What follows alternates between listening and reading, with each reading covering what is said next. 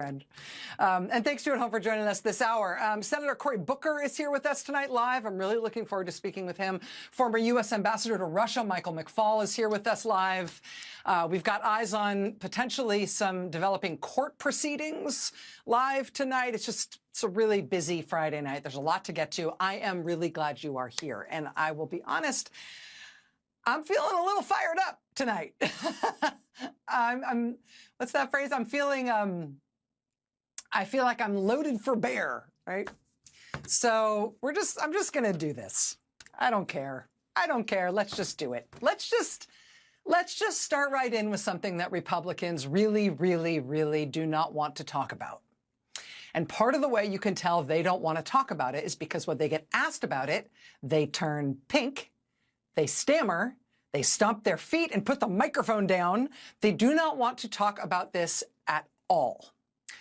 Republican Congressman Scott Fitzgerald of Wisconsin, for example, does not want to talk about this at all. You personally believe that the newly elected of Ukraine is a dictator and started the war against Russia? No, I don't. No, like I said, I voted for the first tranche. No, Ukraine didn't start the war. Why do we let I'm not. Have you expressed your opinion to Trump? To Donald Trump, no. Why? Because he stood there in front of everybody and said that. Use your voice. I don't think that the president's goals are not what everybody wants, which is to end the war, right? End the war. So if you don't want to end the war, then you're in a different position. You've got to have some type of negotiated end to this. He's certainly pushing hard for that to happen. And if Would you do that with them? I can't speak over everybody. And if Zelensky needs to be in the room. He absolutely needs to be. I don't disagree with that. I don't disagree with the idea that he needs to be. He's probably part of the solution, right? So I'm not sure. I'm not sure exactly what that's going to look like, but I guess it's a good thing that the negotiations will continue, and hopefully we'll end up in a position where the entire conflict comes to a halt on a negotiated level. So, okay. Matthew, there's a Matthew here somewhere. Matthew, please tell me you want to talk about like potholes or prostitution, pot legalization, anything about this Putin stuff. This stuff is making me very, very pink. I do not want to talk about this stuff. Let's talk about something else. Republican Congressman Rich McCormick in Georgia, same problem. I would like to know your opinion and your stance on the current situation created by the president, wherein he is now saying that Ukraine is responsible for the war that Russia has initiated. And I would like to know if you as a congressman will get with your fellow congresspeople and stand up to the lies that are being told to the Americans. And I would also like to know if you believe that the 80-year-old alliance that we have with our European allies is strong enough to withstand the attack from our White House, because this is a dangerous, dangerous precedent. You as a serviceman should help us. Zelensky, I think, is an honest broker of what he's trying to accomplish. He wants to save his nation. And I want Ukraine to win, and President Trump said he wants to regret, and I know you're gonna get, this is what he said. But it's in our best interest. It's in our best interest, in my opinion. And by the way, this splits the Republican Party down the middle. Half the Republicans support, half the...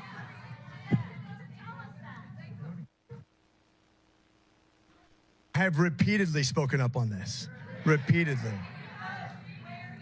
I'm speaking about it right now, and I voted for Ukraine. And I have voted for Ukraine support every single time.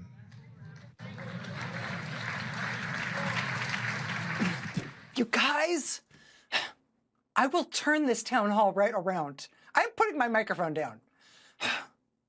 This keeps happening to Republican members of Congress in their Republican districts and to Republican senators in their red states.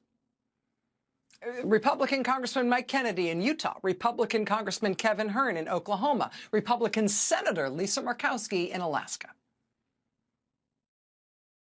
Responsible for starting the war in Ukraine. Thank you for asking this question. Do you share his sentiment, and do you think funding should be cut for Ukraine?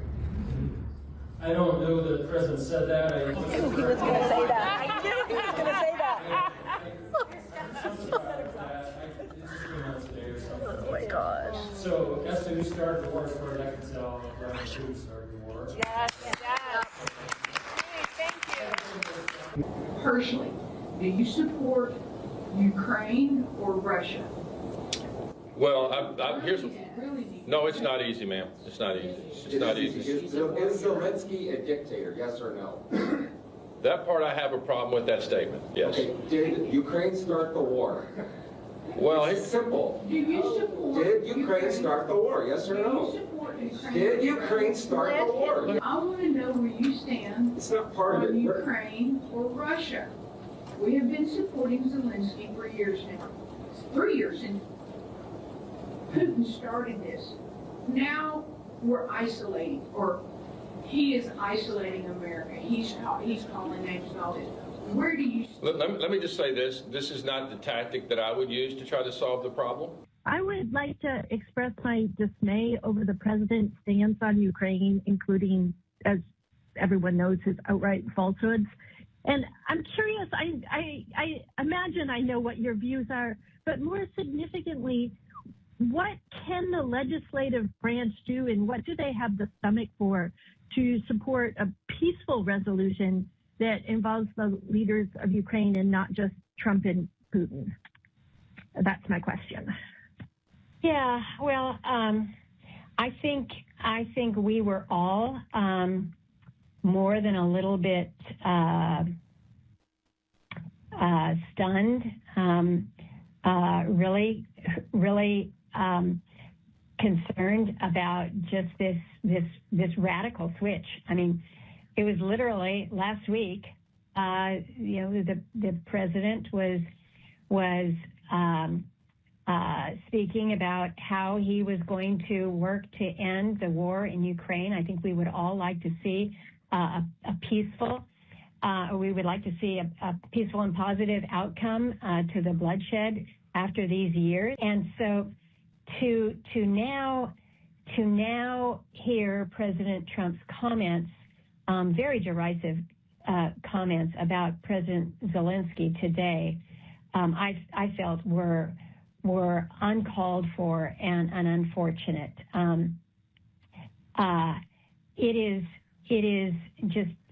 It is wrong to suggest that somehow or other Ukraine started this war, asked for this war, but I think we're all kind of scratching our heads at how quickly the conversation has gone from being one that is supportive of President Zelensky to now being more supportive of Putin.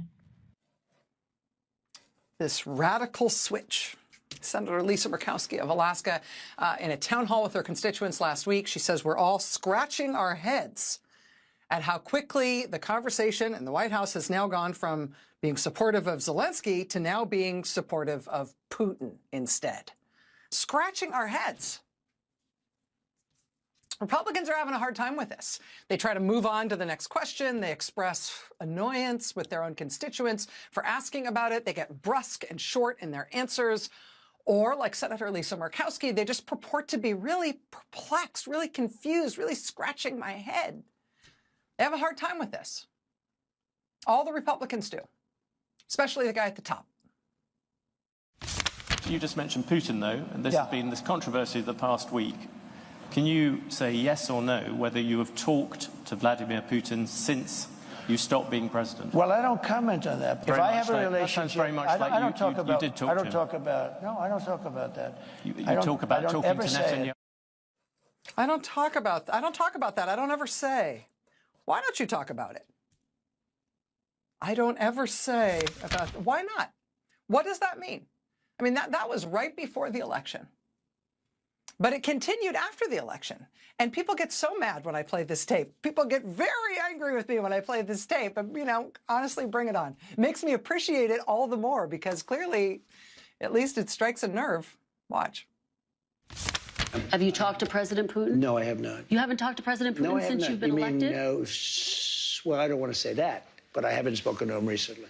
So you've spoken to President Putin since you've been elected? I don't want to say that. I don't want to say anything about that. Are you going to be talking to Vladimir Putin? Who? Have you spoken to him? I don't want to say. So you've already spoken to Vladimir Putin I don't want to since... say that. I don't want to say. I don't want to say. I can't say. Why can't you say? Why can't you say? What precludes you from saying? Listen, it's Friday night. Let's just do this. Let's just cut to the chase here. Let's do a little look-see at the landscape to see why exactly it is so hard for Republicans to deal with this topic. What exactly is so hard for Republicans to talk about? What exactly is it that we are doing, up to and including switching sides in a war? But it's not limited to that. It's all things that don't seem like good news for the United States. That makes them particularly hard to talk about. But nevertheless, with Donald Trump back in the White House, we keep doing these things relentlessly and urgently, and they all cut in the same direction. And it's really hard for Republicans to explain because of what it obviously means. It's clear why they do not want to talk about this stuff, and it gets all the more clear when you just line this stuff up. Let me show you what I mean. Here's one. Donald Trump's hand-picked attorney general. She gets sworn in to lead the U.S. Justice Department. On her first day on the job, what is the first thing she does? Headline: U.S. cuts task forces on foreign influence and Russian sanctions. Quote, in a memo sent to staff Wednesday, U.S. Attorney General Pam Bondi revealed she had disbanded the Foreign Influence Task Force, a unit dedicated to investigating violations of the Foreign Agents Registration Act. Bondi did not elaborate, but figures on the Republican Party's conspiratorial far right have accused the government of abusing FARA to unfairly target political operatives like Paul Manafort, Trump's 2016 campaign chair, who was indicted in a probe into Russian influence in that year's U.S. election. Also on Wednesday, the day of her swearing in, Bondi disbanded Task Force Klepto Capture, an initiative started in 2022 to enforce sanctions against Russia.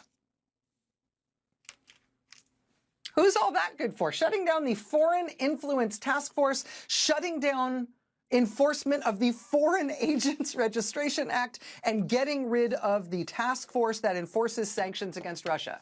Who are all those things good for? Why'd we do those things? And so urgently, her first day on the job.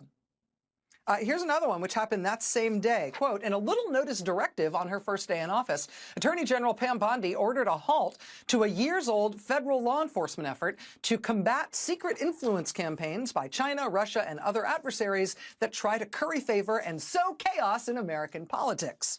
Buried on the fourth page of one of 14 policy memos Bondi issued Wednesday, the order disbands the FBI's Foreign Influence Task Force. Last year, Justice Department prosecutors and FBI agents exposed an alleged scheme in which Russia-backed media funneled $10 million to a conservative U.S. media company that hired prominent right-wing influencers. Here's how the New York Times bannered that one bluntly. Quote, Trump dismantles government fight against foreign influence operations.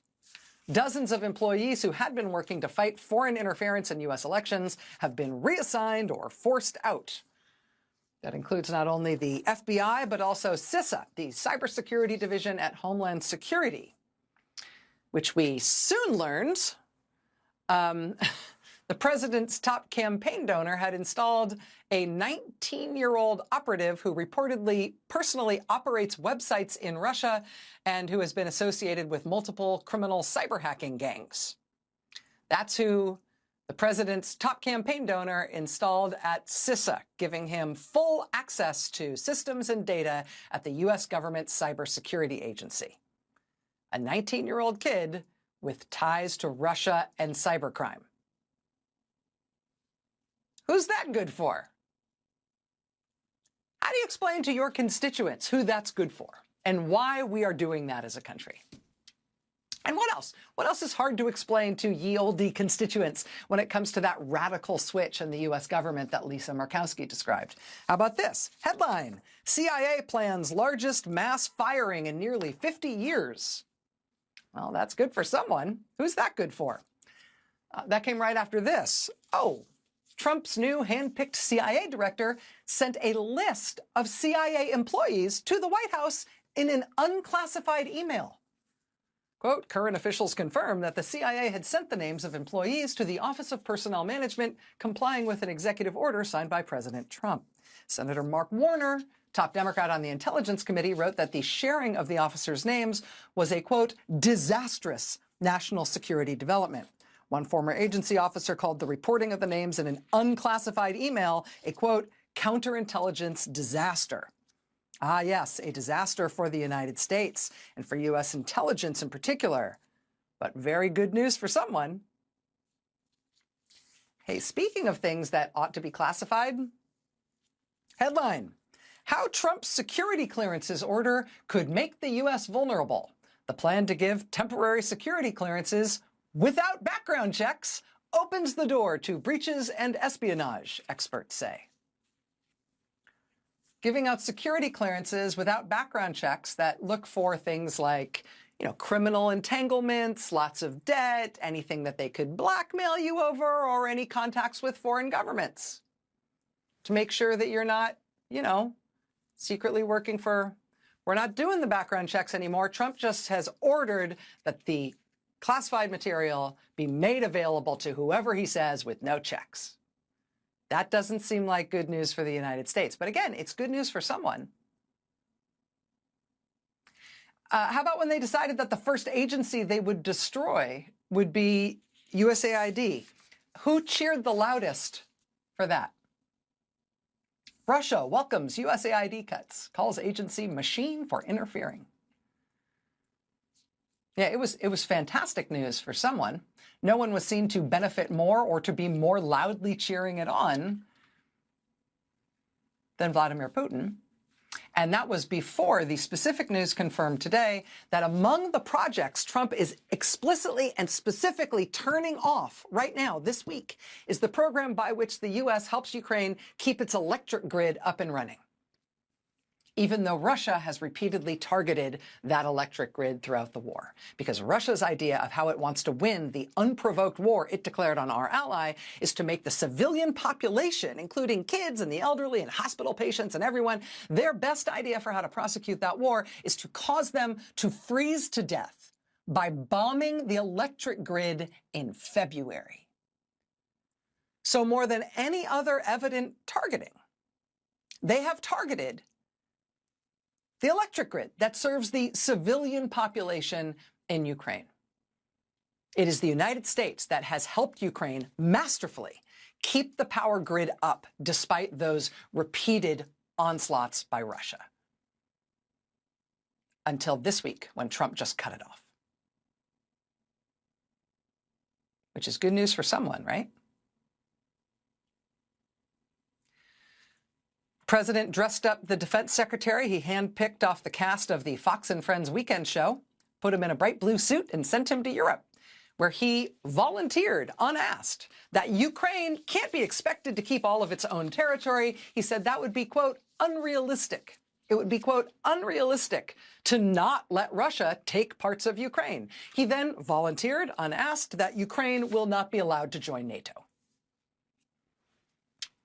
Now we've got pro-Trump Republican senators saying, yeah, not just Ukraine won't be allowed in NATO, we ought to get out of NATO too, which of course would collapse NATO. Who would that most benefit? For whom would that be really, really good news? Donald Trump says, let's let Russia back into the G7. Donald Trump is reportedly preparing right now for his own big in-person summit with Vladimir Putin. Donald Trump already started high-level meetings between the Russian and U.S. governments, including an inexplicable 3.5-hour meeting specifically between the president's real estate friend and Vladimir Putin himself. Steve Witkoff came back from that meeting and how'd that go? Went pretty well for someone. Headline, parroting Putin and Trump, Witkoff says Russia was provoked into invading Ukraine. Headline, Trump envoy can't name a single concession Russia will make in peace deal. What does it seem like is going on here? Imagine if a foreign adversary, imagine if the Putin government somehow could just do a thought experiment. Imagine they could somehow exert control or influence over the government of the United States. What do you think the Putin government would have the U.S. government do if he could control it? What kind of headlines would you expect to see about the operations of our government under that kind of a scenario? And what would you expect the news out of the Oval Office and the White House to look like on a day like today? At the start of this made-for-TV debacle at the White House today, where the president and Vice President J.D. Vance screamed at our ally Vladimir Zelensky and berated him with Russian government talking points. When this happened today in Washington, there's a couple things that stuck out to me.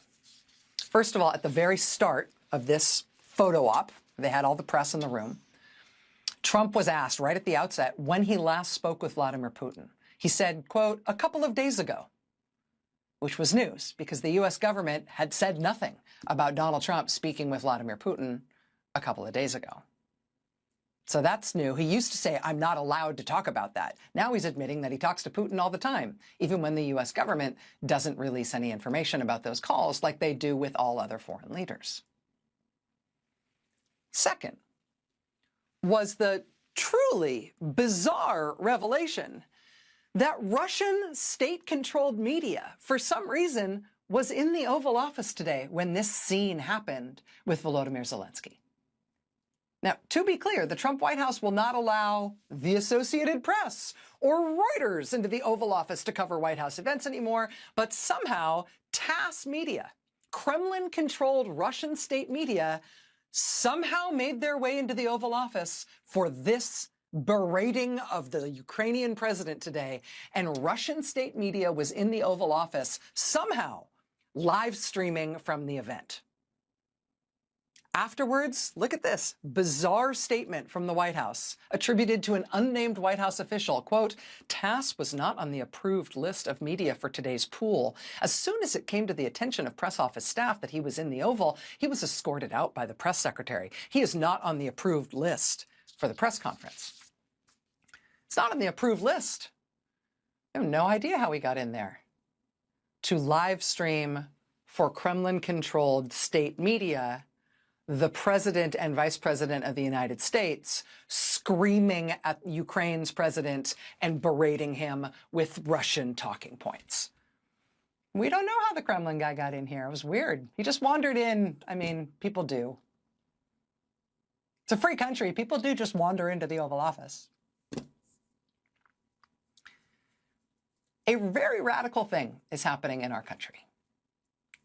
It is not only radical in the sense that it is a large directional change, right? Switching sides in a war, now standing against our allies of the last 80 years, now siding with Russia instead.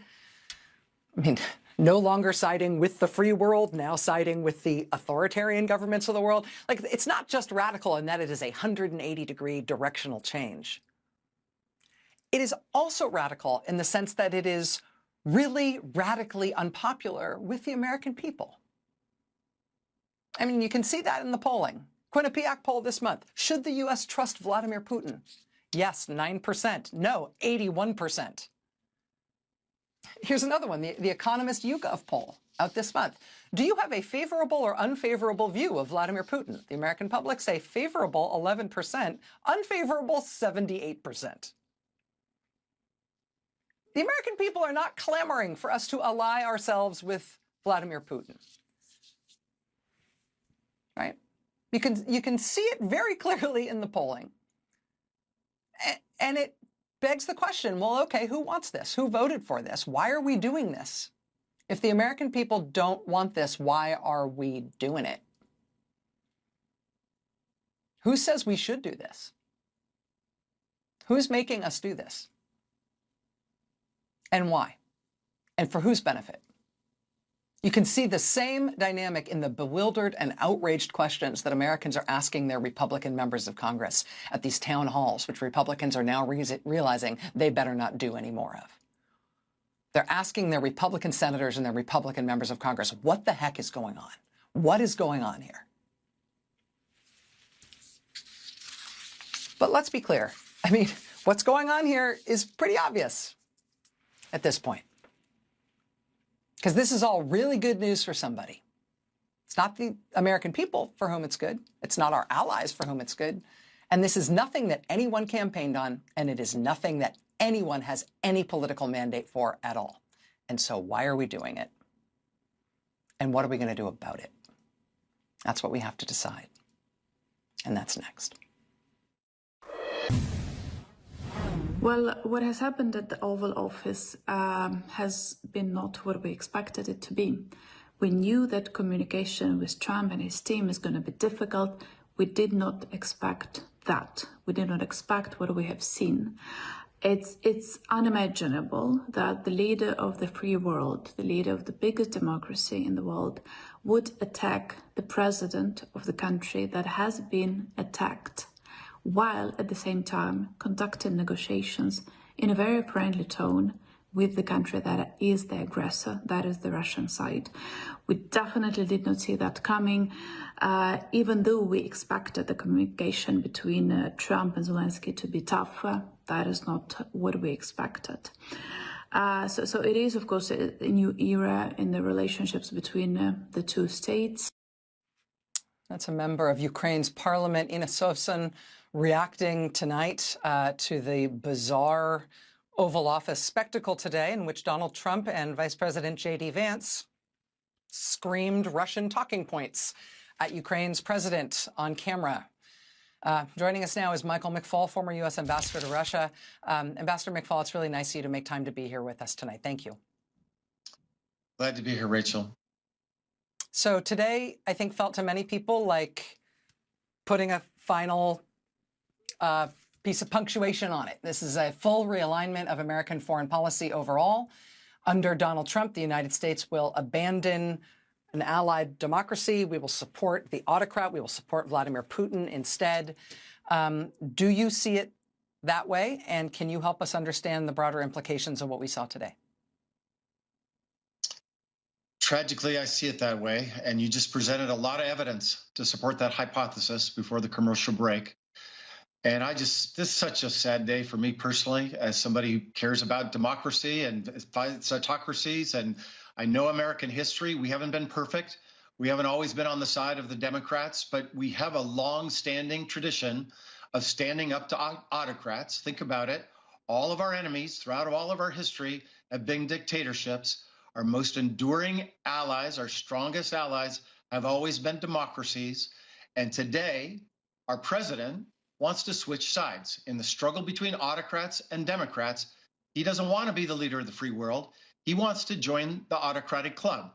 And I just think it's sad on a kind of ethical and moral level, but I also think this does not serve American national security interests. If he goes down this path, we will be isolated from our allies in Europe, from our allies in Asia. The rest of the world will hedge their bets, and we will be alone. I know that you have been following the actual negotiations to end the war in Ukraine closely. I also understand you spoke with members of President Zelensky's delegation since the Oval Office meeting today. What are they telling you? What is your sense about the best path forward and what options they have now? Well, this was supposed to be a good day. They negotiated very hard, both sides, on this minerals deal. I'm not a big fan of it, but both sides thought it was in their interests.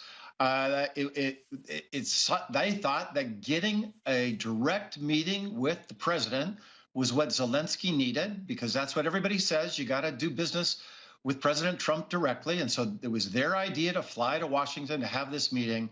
And they're just in shock. The whole country is in shock. By the way, the whole country's rallying to President Zelensky's support, just like the rest of Europe is as well. but they did not expect this. And I got to tell you, honestly, this is my opinion, not theirs. But we keep talking about Trump wants to do a deal to end the war. I'm not so sure that's true. I think he wants to do a deal with Putin. That's the real play, as you were just describing.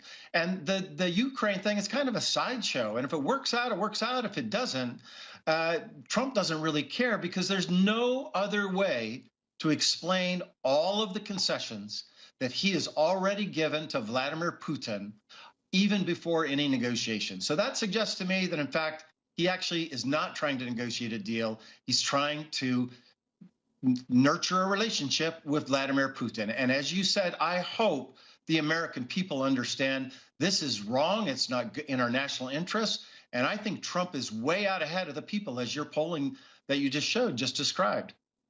Yeah, I think whatever Americans voted for, I don't think people voted to make the United States a subsidiary diplomatic entity to Vladimir Putin, which is the way that Trump is operating here. You mentioned the rest of Europe rallying to Zelensky. One of the things that we saw today were leaders of democracies from all over Europe publicly thanking Zelensky today, standing with him in solidarity after this meeting with Trump. You know, you talk about whether or not the United States is any longer associated with the free world, whether we are the leader of the free world. If we're not, is it becoming clear who is? Well, I want to keep hope alive. President Trump and his team don't seem to want to be part of the free world. But I'm an American too. I want to be part of the free world.